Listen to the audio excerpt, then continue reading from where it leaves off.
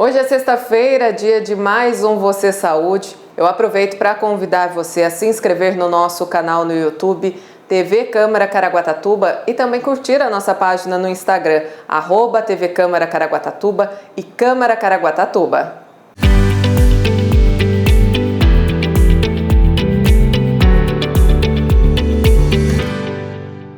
O Brasil vive neste ano um surto de dengue, né? Os números relacionados somente ao ano de 2024 já chegam ao patamar de todo o ano de 2023 e por isso os cuidados devem ser redobrados.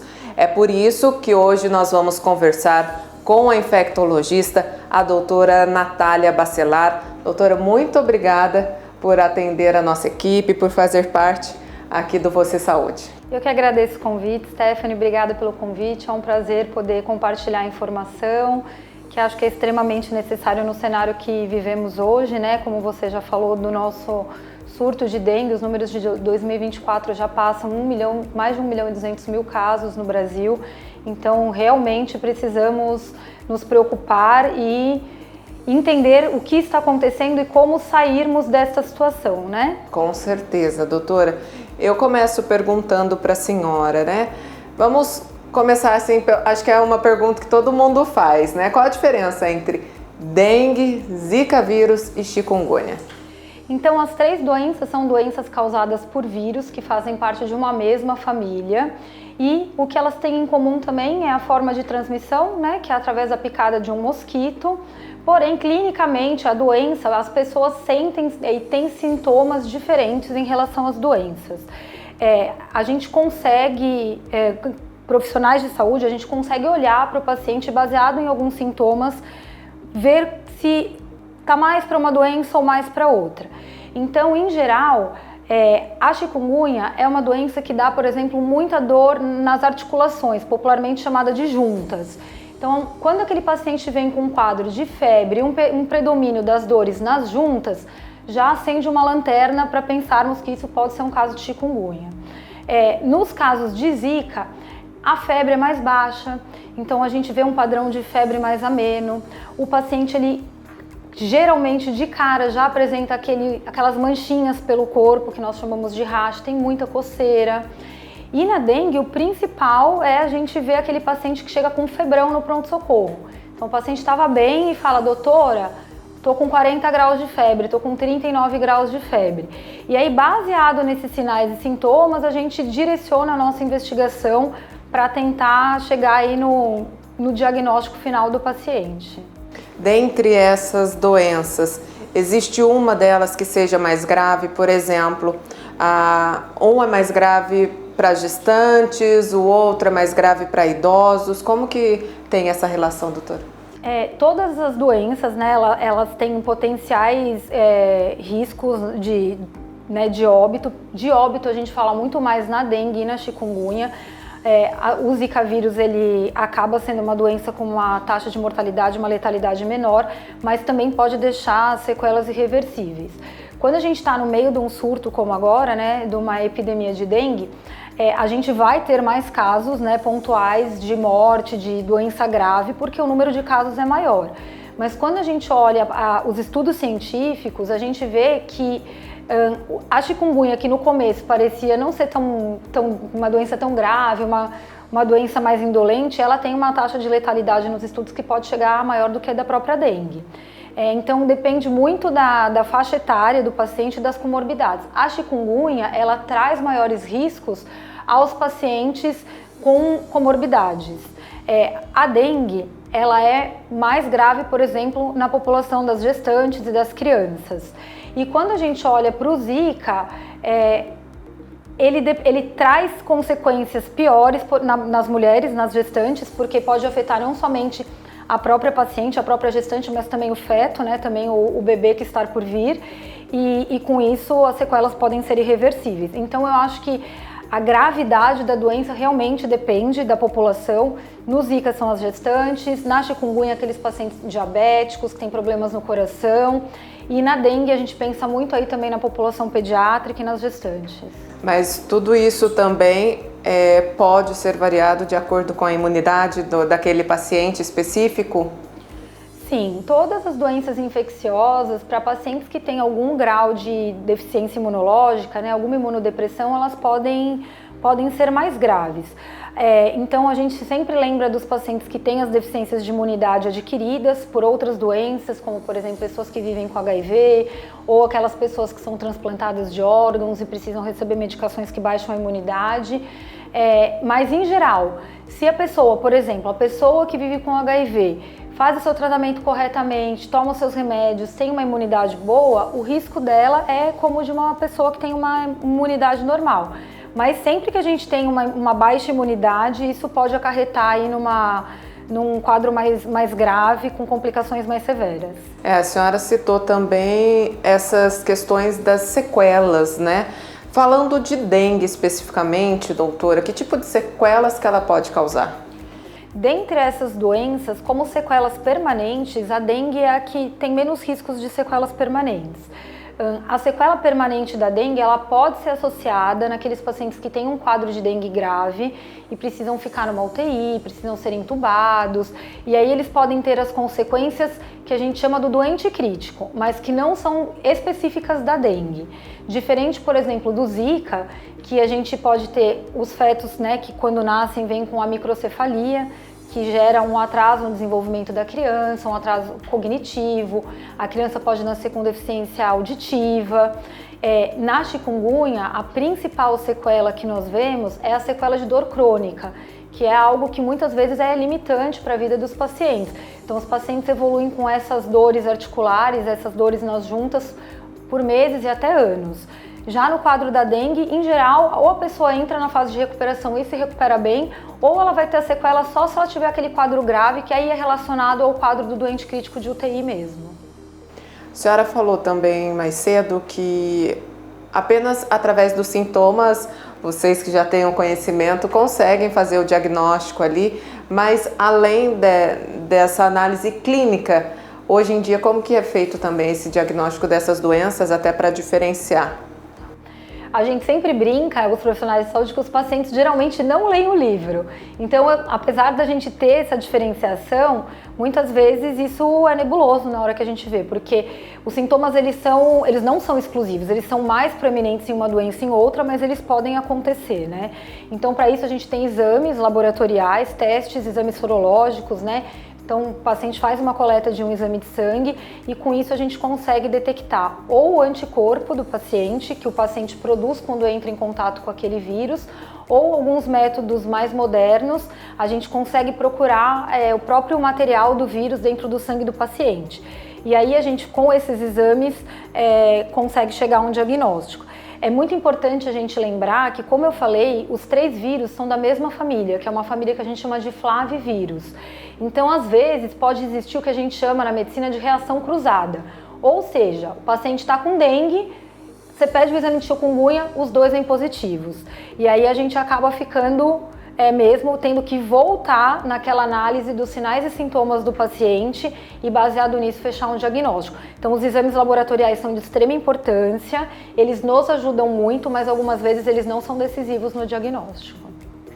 Agora, há a possibilidade de um paciente, né, também ter uma dessas doenças combinada com outro tipo de vírus, por exemplo, como a Covid?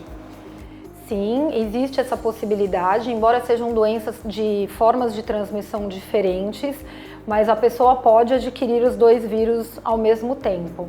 E, inclusive, alguns sintomas, né, que o paciente vai chegar referindo no serviço de saúde podem nos confundir, porque tem sintomas que são comuns às 2 doenças, como, por exemplo, a febre, a falta de apetite, dores no corpo, podem ser comuns às 2 doenças. E aí, nesses casos, a gente pode também adicionar, né, à nossa investigação os fatores epidemiológicos, que neste momento que vivemos nos ajudam um pouco, porque nós temos os 2 vírus circulando amplamente, né, na comunidade. Então a gente pensa, por exemplo, se o paciente está numa área de transmissão de cada vírus, caso o paciente esteja, às vezes a gente precisa fazer os testes para os 2 tipos de vírus. E aí a gente tem que lembrar que, por exemplo, a Covid, embora ela possa ter sintomas gastrointestinais de náusea, vômito, diarreia, ela é considerada um vírus respiratório, né? Diferente da dengue, que em geral nós não temos sintomas respiratórios como coriza, tosse, na dengue a gente não tem, na Covid a gente tem, então às vezes isso também pode nos guiar e nos auxiliar no diagnóstico do paciente. Apesar de a gente falar tanto, né, dessa similaridade também dos sintomas das duas, hoje em dia as pessoas também têm sofrido muito com isso, como eu perguntei, né, já. Podem fechar, mas a senhora tem acompanhado muitas pessoas que acabam chegando no consultório com o diagnóstico das duas doenças? Ainda isso não acontece muito? A gente percebe, né, eu acho que nós temos dois cenários diferentes que podem ser o cenário, né, tanto de quando a gente está dentro de um hospital, de um pronto-socorro, e o cenário de um consultório. O que a gente percebe é que às vezes os pacientes eles têm um quadro que fala muito a favor, mas infelizmente não foi coletado o exame colhe-em-sol da dengue ou sol da Covid, e aí a gente às vezes perdeu a janela de coleta. Mas sim, eu já tenho recebido no consultório alguns pacientes com uma co-infecção dos dois vírus ao mesmo tempo. Doutora, qual que é o tratamento mais recomendado para o caso da dengue, da chikungunya? Porque hoje em dia também, com o advento da internet, né, muita gente busca a informação na internet, vai lá, procura, o que eu posso fazer, como que eu faço. Então, cada caso é um caso, como que funciona? Em geral, né, para o que a gente chama de arboviroses, que são a dengue, a chikungunya e o zika, nós não temos remédios específicos para essas doenças. Então, o tratamento é o que chamamos de tratamento de suporte, ou seja, a gente trata o paciente de acordo com o sintoma e com as alterações laboratoriais que o paciente tem. No caso da dengue, o pilar mais importante do tratamento é a hidratação, né? A doença, o vírus, ele causa uma desidratação no paciente, então esse é o ponto-chave do tratamento, que também a gente acaba utilizando nos casos de chikungunya e de zika, mas com uma relevância menor. No caso da chikungunya, o que a gente faz muito pelo paciente é aliviar o sintoma da dor, que é extremamente proeminente. Então a gente lida muito com os analgésicos, com os anti-inflamatórios, quando necessários e quando a gente tem a certeza de que este paciente não tem dengue, né, porque é uma medicação que não pode ser utilizada nos pacientes com dengue. E nos casos de Zika vírus, o tratamento também é baseado só em sinais e sintomas. O Zika, ele tem uma complicação, uma potencial complicação grave, que a gente chama de síndrome de Guillain-Barré, que é um acometimento do sistema nervoso central. E aí sim, nesses casos, a gente precisa entrar com algumas medicações específicas, mas que essas medicações elas são para tratar o Guillain-Barré, para tentar diminuir, controlar a evolução, né, e diminuir o dano que o paciente vai sofrer, mas não são não é uma medicação específica para o vírus. A gente vai a um rápido intervalo, daqui a pouquinho a gente volta conversando mais com a doutora Natália Bacelar, ela que é infectologista, está trazendo muita informação importante para a gente. Daqui a pouquinho, não saia daí. Estamos de volta com Você Saúde, hoje conversando com a infectologista a doutora Natália Bacelar. Doutora, para a gente falar um pouquinho mais a respeito do tratamento para dengue, zika e chikungunya, né, a alimentação também é essencial nesse período de recuperação? Sim, é essencial. É muito comum os pacientes, né, com essas doenças terem perda do apetite. E com isso acaba a própria febre também deixa o paciente mais inapetente e com isso tem uma baixa ingesta calórica. O que com certeza dificulta e pode prolongar o período de sintomas do paciente. Então não existe uma recomendação de nenhum tipo de restrição de dieta, exceto para aqueles pacientes que tenham alguma outra doença, como os diabéticos, alguns pacientes com doenças renais, que já têm uma restrição de dieta que deve ser seguida, mas é muito importante que mantenha o aporte alimentar. Às vezes aquele papo que as nossas mães falam que tem que comer mesmo sem estar com fome. Porém, a gente não tem nenhuma evidência científica de nenhum tipo de alimento que acelere o processo de recuperação. Então, a dieta deve ser mantida a dieta usual e habitual do paciente. Exceto a hidratação, que essa sim, né, precisa ser feita de acordo com a recomendação médica. Então, é muito importante ressaltar à população que a hidratação não basta a pessoa falar estou tomando bastante água, né? A hidratação ela é individualizada pelo peso do paciente, pela condição clínica. Então, se o paciente tem doenças cardíacas, a hidratação tem que ser diferenciada, e por isso que é muito importante procurar o serviço médico e ser orientado por um profissional de saúde. A senhora tocou num assunto muito importante, que a senhora falou da questão dos alimentos, né, não comprovados cientificamente, que acelerem a recuperação. E a gente sabe que, né, tem aquele papo das avós, das mães, que tem que comer inhame, que o inhame resolve, para dengue principalmente. Então isso não tem nada comprovado, mas também não fica restrito, né? Exatamente, não há uma comprovação científica de que isso acelere o processo, né, de recuperação, porém também não há nenhuma contraindicação.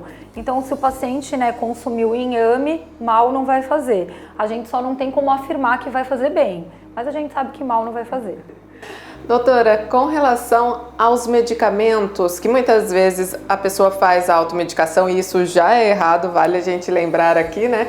Mas que tipo de medicamento que a pessoa não deve tomar, principalmente nessa questão de automedicação, não tomar de jeito nenhum se tiver desconfiado que está com dengue, com zika, com chikungunya, até mesmo com a Covid? Nos casos específicos da dengue, é contraindicação absoluta, ou seja, é proibitivo que os pacientes façam uso de medicações que possam aumentar o risco de ter um sangramento, né? Então, as medicações que a gente contraindica de forma absoluta é o ácido acetil salicílico, né, que é popularmente conhecido como AS, e os anti-inflamatórios não esteroidais, que são aqueles remédios que os pacientes gostam de tomar quando tem dor, né? Então, ibuprofeno, diclofenaco, todas essas medicações são contraindicadas no caso de suspeita de dengue. Porque, né, a gente sabe que quando a pessoa tem dengue, pode haver uma queda nas células que se chamam plaquetas, que são as células da coagulação, e aumenta o risco do paciente ter hemorragia. Que aí sim é o que a gente já considera um caso de dengue grave. E esses medicamentos podem acentuar, acelerar esse processo, por isso são contraindicados.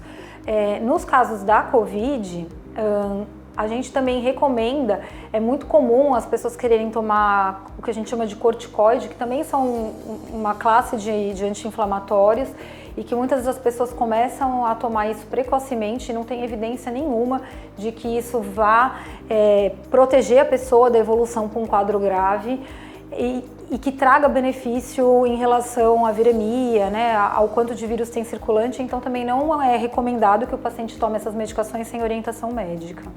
A senhora tocou também no assunto agora, que é a questão da hemorragia, a dengue, que a gente chama de dengue hemorrágica.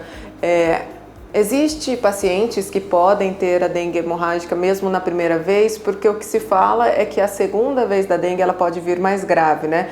Mas em um primeiro caso também pode acontecer?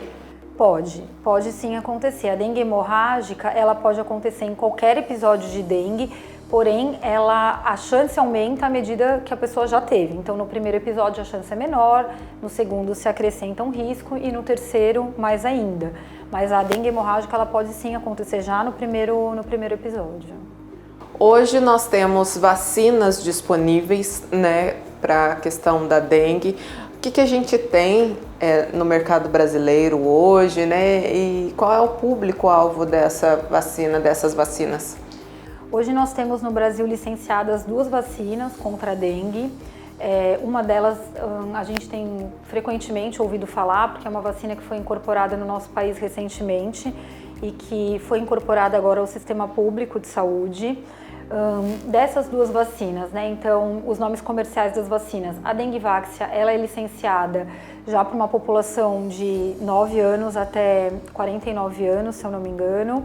E a Qdenga, que é a vacina mais nova, ela é licenciada dos 4 anos aos 60 anos. Então, contempla uma faixa etária, né? Um número maior de pessoas que podem receber os imunizantes. Atualmente, a estratégia do sistema público de saúde com a Qdenga é vacinar aquela população que está sob o maior risco de desenvolvimento de doença grave, de internação e de óbito, que é a população pediátrica. Então, por hora, essa vacina vai ser aplicada na população de 10 a 14 anos, naqueles locais que são mais endêmicos, né, que tem maiores números alarmantes nos últimos anos. No entanto, ambas estão disponíveis nas clínicas privadas de vacina. É importante a gente lembrar que a vacina Qdenga, ela está liberada para essa faixa etária, mas os pacientes que têm condições de imunossupressão sabidas, então pacientes portadores de transplantes de órgãos sólidos, pessoas que vivem com HIV não devem receber essa vacina. Por quê? Muito provavelmente, se recebesse, talvez não tivesse algum efeito grave. Porém, a vacina não foi estudada nessa população e com isso não há segurança para liberar. Tirando essa população, todas as outras pessoas dessa faixa etária podem receber a vacina. A recomendação é que recebam 2 doses da vacina, com intervalo de 90 dias entre as doses. E a gente vive um momento que, por conta desse surto, né, dessa epidemia que estamos vivendo, as vacinas estão praticamente esgotadas. Está bastante difícil de conseguirmos acesso. A gente tem um único laboratório, né, que produz e entrega a vacina. Então, o laboratório, neste momento, está priorizando dar as segundas doses para as pessoas que receberam as primeiras doses e aí, então, começar a fornecer novamente doses para a primeira dose de todos. É uma vacina segura, que tem uma eficácia alta, né? A gente tem 4 tipos de dengue, 4 sorotipos de dengue, né? E no Brasil, os vírus que mais circulam são do tipo 1 e do tipo 2, que são os vírus, que são os sorotipos que a vacina protege melhor. Então, é uma vacina altamente recomendada. Doutor, tem aquele assunto também de que tomei a vacina, mas peguei a dengue. A vacina não vale de nada. Não, a vacina vale sim, né? Ela vai amenizar os sintomas ali, é por isso que a gente tem que reforçar sempre essa importância. Eu acho que 2 coisas são importantes sobre o que você falou, Stephanie. A primeira é que toda vacina pode dar reação vacinal, tá? A vacina Qdenga, ela é uma vacina de vírus vivo atenuado, ou seja, contém o vírus da dengue, mas é um vírus que ele é extremamente enfraquecido em laboratório, então ele não é capaz de causar doença na pessoa que recebe. E aí a gente tem que tomar o cuidado dessas pessoas que têm uma imunidade mais baixa, por isso que a vacina ainda não é liberada. Porém, a pessoa pode ter uma reação, ela pode tomar vacina, ter febre baixa, ter uma dor no corpo. Por quê? Porque o sistema imunológico da pessoa, quando a pessoa recebe uma vacina, ele é ativado. Então ele começa a produzir anticorpos e isso nada mais é do que uma inflamação. Então uma reação vacinal é esperado, pode acontecer, tá? E em geral não são graves. E a outra questão é que o intuito da vacina é evitar que a pessoa evolua para um quadro grave. Então a vacina comprovadamente diminui mortalidade e diminui as taxas de internação. Mas não quer dizer que a pessoa que tomou a vacina não vai pegar a dengue nunca mais. Ela pode sim pegar, mas ela com certeza vai ter um risco menor de ter um desfecho desfavorável. O público infantil que a senhora citou também, né, que está sendo como o público-alvo da vacinação, existe algum cuidado específico para esse público com relação a essas doenças? As crianças, elas podem ter uma evolução mais grave do que a população adulta. E depois que a doença já está instalada, a forma de tratamento, os cuidados são os mesmos, né, do suporte clínico. Eu acho que os cuidados, que talvez fujam um pouco a sua pergunta, seria que a gente tem que prevenir que essas crianças peguem a doença, né? E aí as formas de prevenção, além da vacina, existem outras formas de prevenção, que é o que a gente deve preconizar. E que neste momento, apesar da gente já ter uma população sendo vacinada, mas como eu expliquei, a gente não vai conseguir vacinar todo mundo nesse primeiro momento, então a gente precisa lançar mão das outras formas de prevenção, porque essa, sem dúvida, é o melhor remédio, é o que mais vai proteger as crianças aí da evolução para um quadro grave. Além daquelas formas de prevenção que a gente já conhece, né, e que grande parte do poder público vem batendo na tecla, vem fazendo ações para que as pessoas tenham essa consciência. Existe alguma outra coisa que possa ser feito também? Existe a questão do repelente, um repelente que seja melhor, uma forma correta de passar? Os repelentes, então assim, uma recomendação, né, que as pessoas me perguntam bastante sobre essa dúvida sobre o repelente. Principalmente nós que moramos, né, numa cidade litorânea, né, estamos num período quente, de muita exposição solar. Doutora, eu tenho que passar primeiro o protetor ou primeiro o repelente. Então, uma recomendação é que primeiro a pessoa use o protetor solar, né, e depois aplique o repelente. Lembrar que a gente precisa reaplicar o repelente com frequência. Então, por exemplo, entrou na piscina, entrou no mar, quando sai precisa reaplicar o repelente. A gente tem que lembrar que os repelentes, nem todos são realmente adequados para proteger contra o Aedes aegypti, que é o mosquito que transmite. Então, sempre ler nos rótulos dos repelentes bem designados se há essa proteção ou não. Lembrar que as gestantes podem utilizar os repelentes, não há contraindicação em uso pelas gestantes, e que as crianças têm repelentes específicos para a faixa etária pediátrica que também podem ser utilizados. O repelente ele deve ser utilizado em todo o corpo, mesmo nas partes com roupa, né? A pessoa tacar feito um perfume ali, ou apenas nas partes que estão expostas? A recomendação tem que priorizar a parte que está exposta, porque, por exemplo, às vezes a pessoa sai para trabalhar de manhã e passa o repelente. Às vezes é difícil no meio do dia a pessoa tirar toda a roupa para reaplicar. Então aí na hora de reaplicar, ela reaplica na área que está exposta. Mas a recomendação sim, o mosquito ele pode, dependendo inclusive da roupa, picar por cima da roupa. Ele pode tentar assim conseguir te picar. Se uma roupa com tecido mais leve, às vezes roupa como essa minha, por exemplo, tem uns buraquinhos, então é importante a gente aplicar no corpo todo. Doutora Natália Bacelar, infectologista, muito obrigada por atender a nossa equipe e por aceitar participar do Você Saúde. Eu que agradeço o convite, foi um prazer, estou à disposição. E eu gostaria também de aproveitar para lembrar você que está em casa, fazer esse apelo para que você olhe os ralinhos da sua casa, evite deixar água parada, principalmente, gente, água limpa, né? É ali que o mosquito vai colocar os seus ovos para poder se proliferar. Então tome conta do seu quintal, do quintal do seu vizinho também, peça para ele olhar os vasos de plantinha, né? Para ver se não tem nada lá para a gente poder juntos todos combatermos a dengue. O Você Saúde fica por aqui e a gente se encontra na próxima sexta-feira. Um grande abraço!